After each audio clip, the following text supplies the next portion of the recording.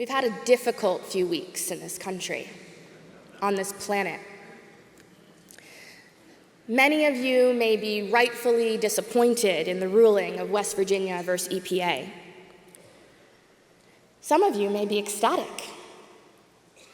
Whatever your perspective, one truth may prove true: that this may be the first step in removing administrative authority of our expert agencies and scientists to act in defense of the environment, in defense of our own health and well-being.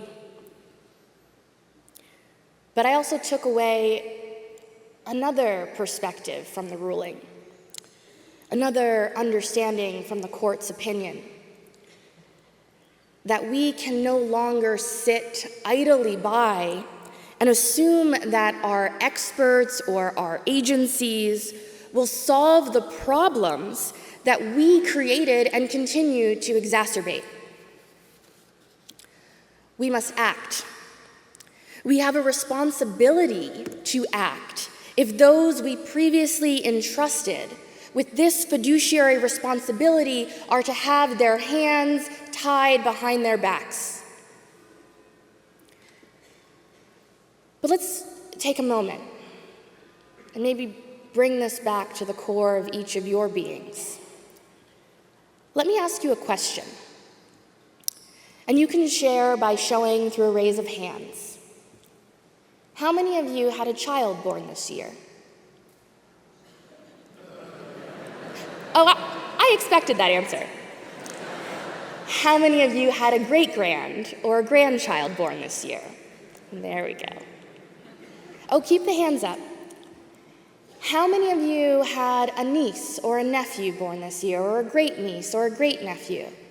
Any child born this year that you have a deep connection and relationship to, raise your hand. When I read the court's opinion, this line stood out to me. If the current rates of emissions continue, children born this year could live to see parts of the eastern seaboard swallowed by the ocean.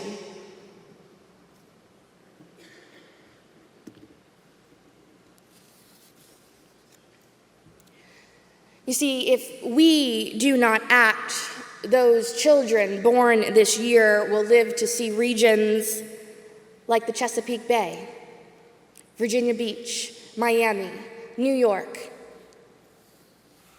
underwater. There will be catastrophic economic consequences, and they're already here.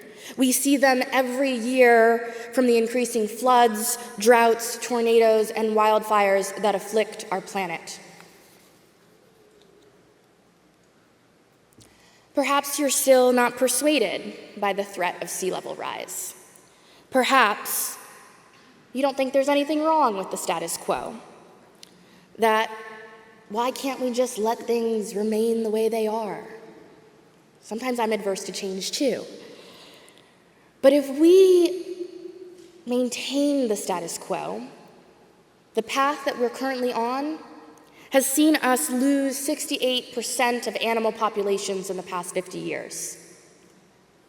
That we see more than 2/3 of the longest rivers around our planet no longer flow freely.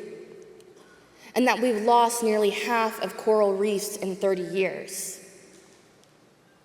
This is not planetary extinction, this is human extinction being driven by humans, by each and every one of us. And you may ask yourself, well, how can this be? It's because our laws on the books today, and those being decided by the court, legalize the destruction of nature. We don't create laws, in large part, that allow for nature to thrive and to flourish and to evolve. We create laws that allow us to pollute just enough so that it's not damaging to future humans. And so my hope in our conversation today is that we can start to chart a path where we realize that we need to reverse the hierarchy and former acceptance of humanity's domination over nature, and begin to recognize instead that as humans, we are not superior to other life on this planet. In fact, we have to learn to be good stewards again. And given our current crises, and remember, not a climate crisis, potentially a human crisis, or crises plural, not driven by scarcity of the natural world, but by the decisions that we make every day, we now more than ever need to value the natural world differently. And I wholeheartedly believe, maybe shadedly after the court's rulings over the past few weeks, but that our legal systems have a way to reshape and transform that ethic, to chart our moral compass in the right direction. And I think there's already a path, and here's what that could look like. There's a new emerging body of law called Earth law. Sometimes it's called ecocentric law or Earth jurisprudence. It is an emerging body of law for protecting, restoring, and stabilizing the functional interdependency of Earth's life and life support systems. You may have heard it in different concepts and subdisciplines, such as rights of nature or the crime of ecocide or animal rights.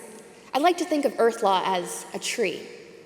New branches grow and some branches already exist, but it's constantly evolving. And it includes things like rights of future generations, like the Juliana case, and how we've seen climate strikes and fire drill Fridays with our grandparents. It includes aspects of human environmental rights, as well as atmospheric trust litigation, guardianship policies, and indigenous law.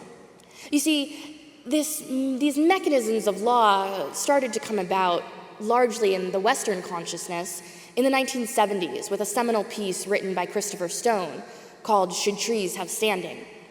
But we also have to acknowledge that some of the beauty in the natural world that we see today is because of indigenous stewardship and foresight and indigenous laws that have created a pathway and an ethic by which to understand and maintain a restorative connection to nature. And this is a part of a global movement. We have seen constitutional amendments, court decisions, local ordinances, as I mentioned, indigenous law. You may be familiar with the recognition of the Whanganui River in Aotearoa, New Zealand, or constitutional changes in Ecuador and Bolivia. You may have also heard about rivers in India and Bangladesh. These movements are happening around the world. So although they may seem alien, foreign to US mindsets, although they're not so much, we are the minority. We are at a critical point in the history of North America, where we will either be at the forefront of legal futurity and imagination, or we will be left behind.